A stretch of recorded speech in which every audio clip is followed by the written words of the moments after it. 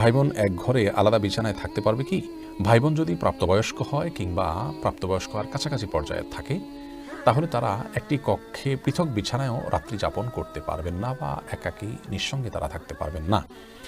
এর কারণ হলো নবী সাল্লাল্লাহু আলাইহি ওয়াসাল্লাম বলেছেন, লা ইয়াখলুয়ান্না রাজুলুন বিইমরাতিন, একজন পুরুষ একজন নারীর সঙ্গে কোনো কক্ষে বা কোনো জায়গায় একাকী সময় কাটাতে পারবেন না।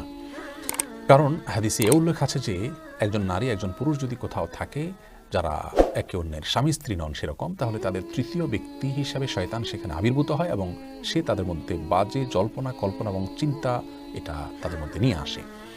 এজন্য বাবা এবং মেয়েও যদি হয় সেক্ষেত্রে তারা একটি কক্ষে পৃথক বিছানা হলেও অবস্থান করা এটি জায়েজ নয়। মা এবং প্রাপ্তবয়স্ক ছেলে যদি হয় তাদের জন্য একই কথা প্রযোজ্য। অনেকেই এই বিষয়গুলোকে হয়তো খারাপভাবে দেখতে পারেন, কিন্তু ইসলামের যে বিধানগুলো আল্লাহ দিয়েছেন, আল্লাহ সৃষ্টিকর্তা হিসাবে তিনি জানেন কোথায় আমাদের কল্যাণ আছে, কোথায় অকল্যাণ আছে।